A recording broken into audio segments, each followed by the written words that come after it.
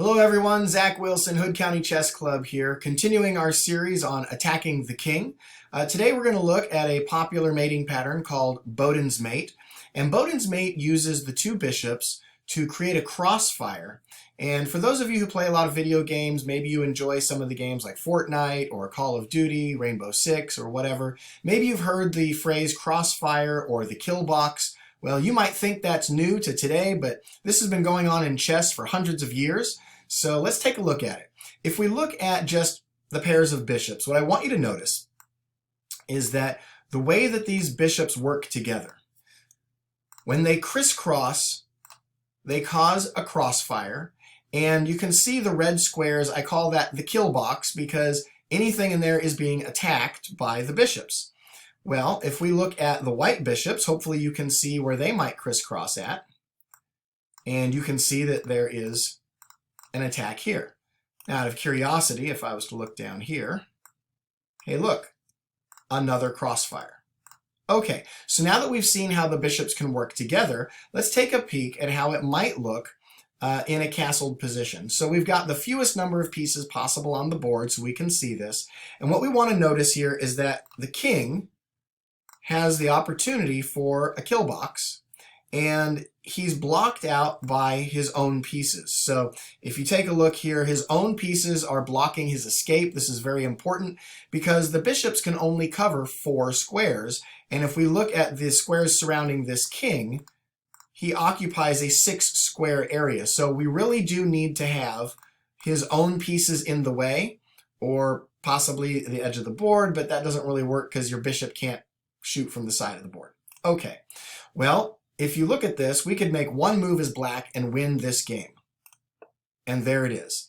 You can see that we have the crossfire creating that kill box there. And of course, white's pieces are blocking his escape. So this is the basic pattern of Boden's mate. Let's take a quick look at it in action. One of the things we want to notice about Boden's mate is that the vast majority of the time, it's going to happen when one of the kings is castling on the queen side. And it's because it allows this space away from the edge of the board where the king is 3 squares in, as opposed to the normal castled position, which has the king here, only 1 square in. Why is this important? Well, let's look at the potential kill box. This bishop's ready to go. This bishop needs to come over here. To be able to create this square, the bishop has to be outside of the square. So on a regular castled position, if this file didn't exist, we couldn't get the bishop into the right position. That's why it happens on the queen side, because normally the king over here castles only 1 square away from the edge of the board instead of 2 squares away from the edge of the board. Okay, so let's see what happens here. What we know is this. This bishop is in position, covering these 2 squares. This bishop needs to get into position to cover the rest of the squares. The problem is we have a pawn in the way. So how can we get this pawn to move out of the way? Hopefully you can see it quickly. Queen captures c6, causing check, and more importantly, the only way to get out of this check is for black to capture that queen. We've now moved that pawn. In comes the bishop. The crossfire has occurred. Boden's mate wins the game. Okay, so let's take a look at what 2 amateurs might do. This was Brown versus Essery in 1913. These were 2 British amateurs, and the game's only 14 moves long. So we can see that we could criticize their opening moves. This is the Scandinavian defense. It immediately disrupts the center. And here, okay, so the queen captures. Really, he should have captured with the knight, in my opinion, because it allows knight to c3 to gain a tempo on the queen. But we're not here to study the opening theory. We're simply going to see these moves, maneuvering the pieces around. And here we see this pawn coming forward. Why? Well, it's stopping the queen's attack on this pawn here. Okay, so it's something. We often see this pawn set up like this for black's side in openings like the Caro-Kann defense against e4, the Slav defense or the semi-Slav defense against d4, so it's not uncommon.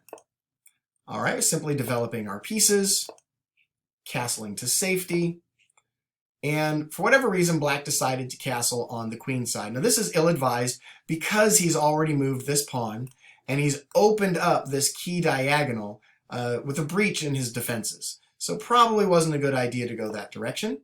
And white seizes the opportunity to put his bishop into a good spot. Now if we take a look at this already, this bishop's targeting, this bishop is ready to come in to form the crossfire, and this queen is already staring at that pawn with its ability to draw this pawn away. Okay, so it's all set up and ready to go. Black just continues developing. We can see this pawn structure here is very indicative of both the Caro-Kann and the Slav. Because the e-pawn is missing, I think we'd call it a Caro-Kann defense as opposed to a Slav. Okay, let's see here. We'll keep on going here. And that's not really a great move for the queen because we can attack it. The queen takes the center pawn, and that's a mistake. If you take a look, this queen was defending this area. And the queen took herself away, not realizing that Boden's mate occurs. Okay, so we can see with amateurs that it's going to happen, but what about masters?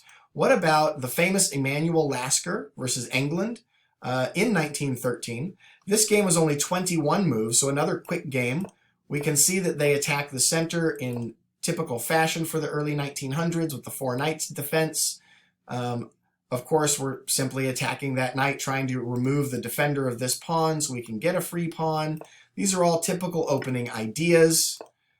We can see that when the kings are in the center, a lot of attacking lines are happening. Look, that's already open between both sides. So it's getting very dangerous very quickly. White wisely castles. And this poor bishop is just hanging. But black thinks he sees more. So removing pieces, attacking things. Now this is just awful. I mean, the queen and the king just begging for a pin. Black resolves the issue. But look, white can already start attacking the king. King in the center, bad idea in the beginning of the game. If you can get castled fast and your opponent's king is in the center, attack, attack, and guess what? Attack. Okay, so he blocks, and we're bringing pressure. And I don't know why black didn't castle here. I'm not quite certain what he was thinking. Maybe he's worried that there's already a lot of pressure on the king side. A lot of stuff is coming over here to the king side of the board. I mean, that just looks ugly. So maybe he's already thinking about castling queen side. Well, we attack the queen with tempo, developing a piece, continuing to attack, gaining a pawn. Okay, so he threatens our queen to run away. Yeah, but now we can see this pawn structure. So, I mean, just look at this. We've got the queen and the rook pinning this bishop.